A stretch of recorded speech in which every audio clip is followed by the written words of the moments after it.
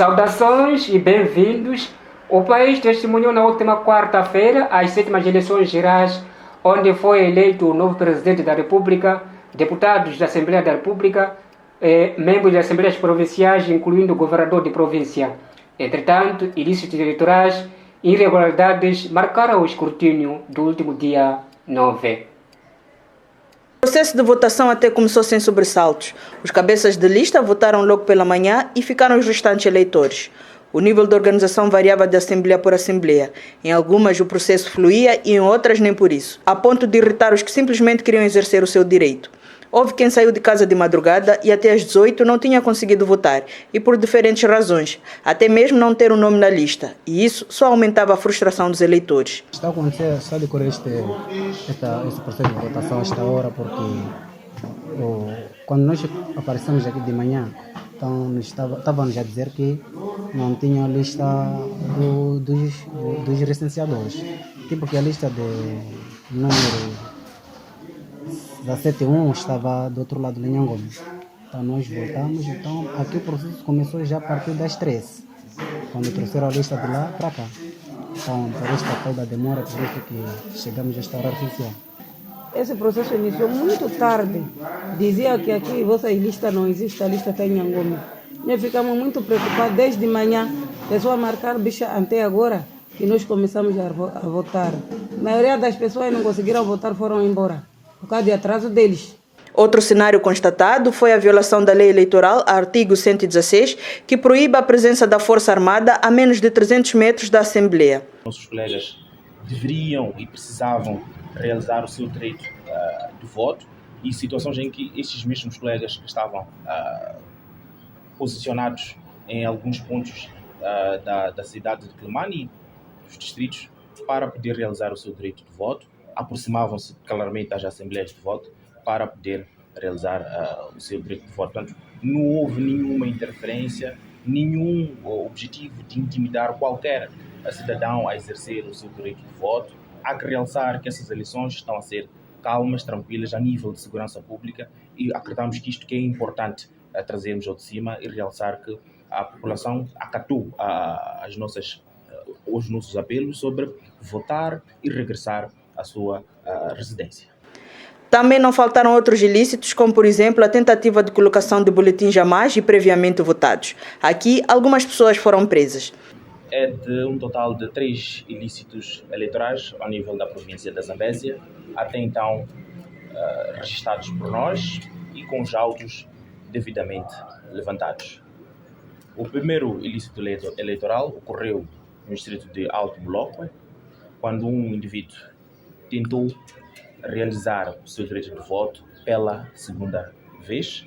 Infelizmente, pela atenção dos escrutinadores e dos presidentes das assembleias de voto, conseguiram prestar atenção que ele já tinha o dedo pintado e foi imediatamente recolhido pelos nossos colegas para procedimentos posteriores. Os outros 2 ilícitos eleitorais que nós registramos foram no distrito de Mucuba e aqui na cidade de Quelimane, especificamente na escola Jacinto Nhusse. De referir que estes 2 ilícitos eleitorais, de Mucuba e da cidade de Quelimane, foram caracterizados por posse de credenciais de delegados de candidatura falsos. Um destes, em distrito de Mucuba, esta credencial estava na posse de um menor de 14 anos de idade. Por outro lado, algumas mesas encerraram por volta das 23 horas. Por isso, até às 12 horas de hoje, decorreu o processo de contagem de voto.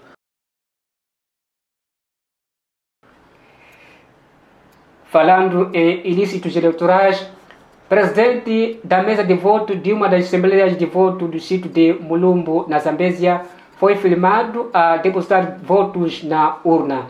O vídeo está a viralizar nas redes sociais. Como este episódio, existem outros um pouco pelo país adentro. Aliás, é assim quando há eleições, mesmo com apelos para não cometer fraudes, há quem não teme executá-las. Este cidadão que aparece a preencher boletins de voto e a depositar na urna chama-se chama-se Arno Armando Xavier, suposto diretor da ZIP de Macunapane, nome da mesma escola no distrito de Mulumbo. E o outro cidadão sentado na porta é identificado por Abdul Manaf, que supostamente trabalha na Secretaria Distrital de Mulumbo. As imagens circulam nas redes sociais e ele, na maior tranquilidade, vai cometendo fraude numa conversa fluida com os restantes elementos da mesa, enquanto um outro faz o vídeo. Como se pode ver, este crime é cometido no interior da secretaria da referida escola, que se encontrava aberta, tal como tem sido em muitas escolas deste país. Porém, o Diário da Zambésia sabe que o Ministério Público já abriu um processo-crime e, neste momento, decorrem trâmites para buscar mais elementos sobre a identidade dos envolvidos. Ainda sobre as eleições da última quarta-feira, mais de 12 mil eleitores das 23 mesas dos distritos de Gilé e Maganja da Costa estão, neste momento, a exercer o seu direito depois de ter falhado dia 9 de outubro corrente, devido à greve dos membros das assembleias de voto naqueles distritos.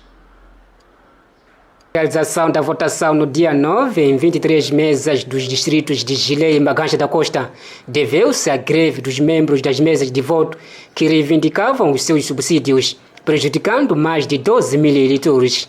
Entretanto, reunida esta quarta-feira, a Comissão Nacional de Eleições decidiu realizar o escrutínio nas referidas assembleias, sendo 19 em Gilé e 4 na Maganja da Costa, neste sábado. Através desta deliberação, a CNN refere que 12 de outubro de 2024, para a realização da votação nas 19 mesas de Assembleia de Voto no distrito de Gilé e 4 no distrito de Maganja da Costa. Lê-se no documento para depois sublinhar: será utilizado material já produzido igual ao que foi usado para a votação no dia 9 de outubro de 2024. Esta situação configura uma desorganização por parte dos órgãos eleitorais. Vamos a uma curta pausa e voltamos daqui a pouco.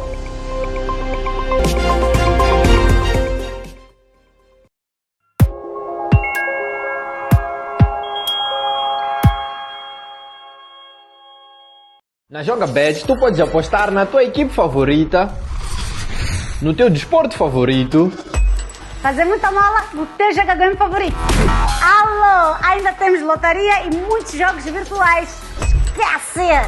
ou pode ser um simples apostador. A escolha é tua. JogaBet é de Moz, não falha nada.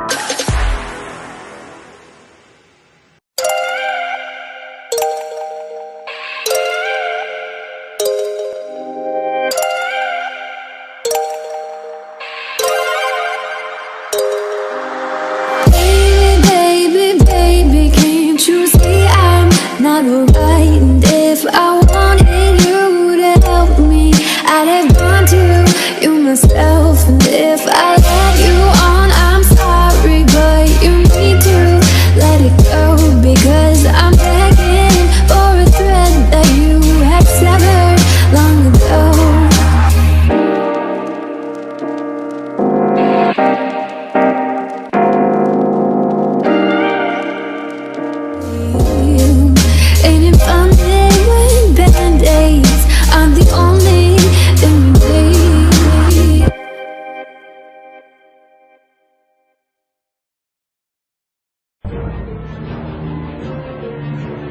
Uma notícia pode ir mais além. Aqui procuramos entender com quem sabe. Buscamos mais elementos que você precisa saber. Revelamos factos inéditos. Colhemos sentimentos, desabafos, alegria, tudo ao pormenor. A reportagem DZ revela-lhe tudo.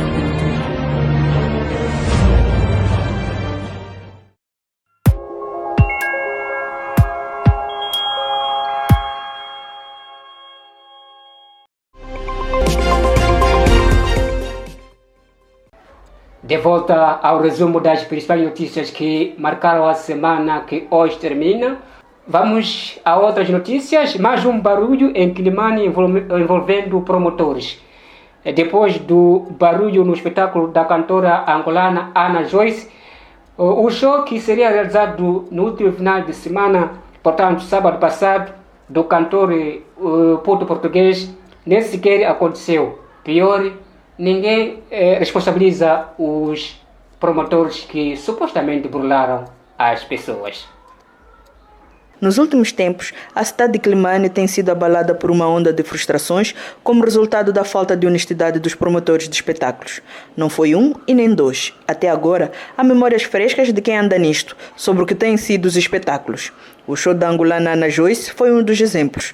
Começou no domingo, ao invés de sábado, como tinha sido programado. O promotor até pediu desculpas e justificou-se. Fizemos todo o nosso esforço para que o evento acontecesse da melhor forma possível e tivemos o evento no dia 14, né?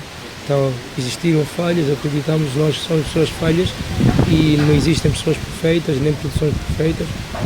Não é fácil lidar com mais de 3, 4 mil pessoas, ou seja lá o número, principalmente com a natureza deste evento. Nunca vamos ter tudo a 100%, mas a gente como produção faz tudo para garantir aquilo que é o melhor para o nosso público, né? Pouco menos de um mês, mais um caso, envolvendo um outro promotor que vendeu ingressos e até ilusão aos amantes da música. Mas na hora, o referido show não aconteceu. Debaixo de muita pressão, o mesmo veio desculpar-se em comunicado. O promotor Black Chic dirige-se através deste comunicado para dar a conhecer e pedir desculpas aos espectadores que se fizeram presente ao local do evento Piscina Municipal pelos transtornos causados e alheio à minha vontade, o que impossibilitou a atuação do artista português, por razão que na minha ótica não apresentam fundamentos plausíveis, pois a produção já havia garantido pagamento em 90% do cachê.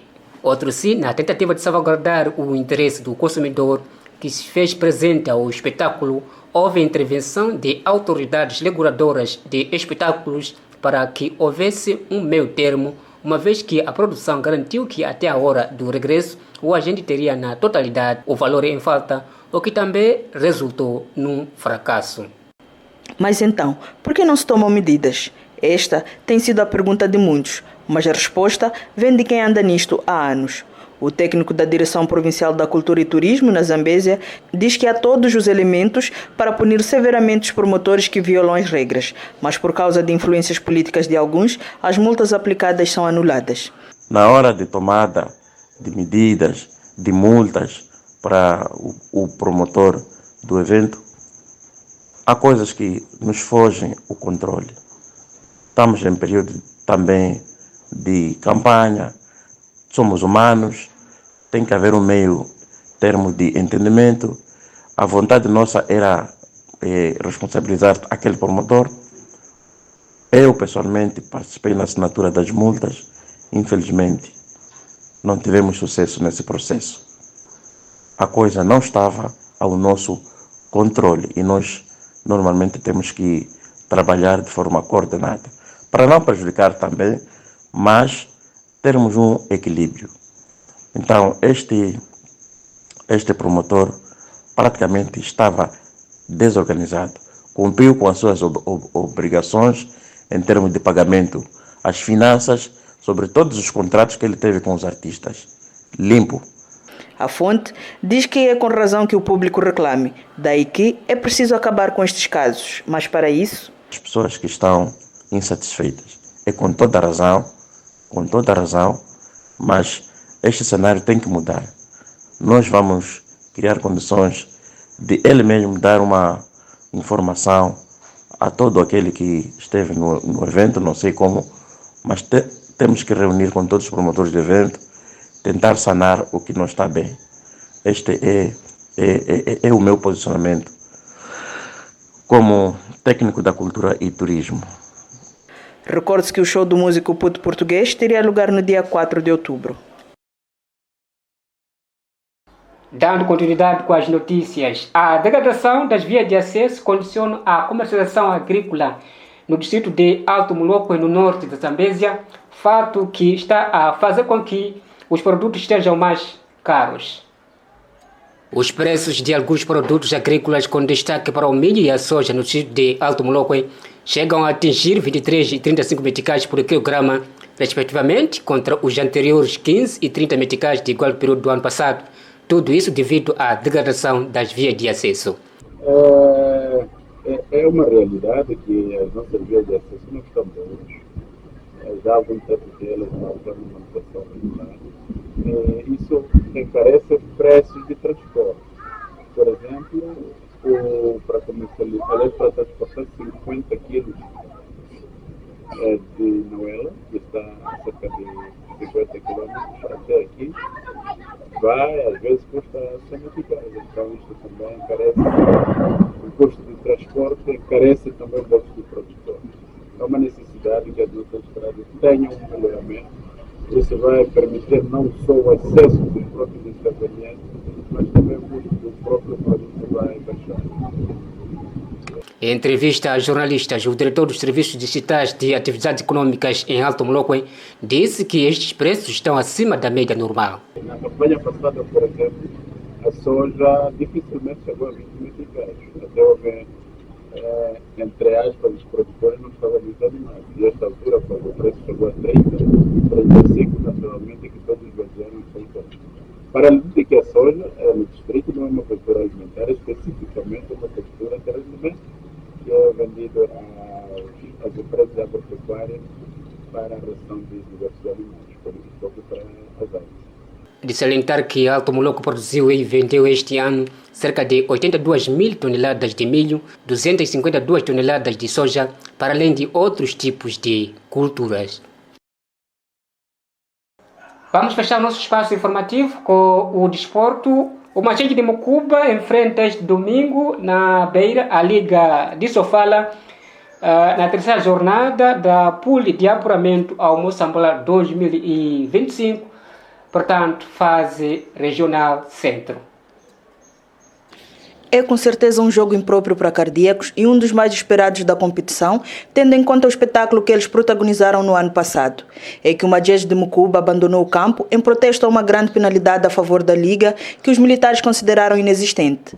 Entretanto, a equipa garante que aprenderam com os erros do passado.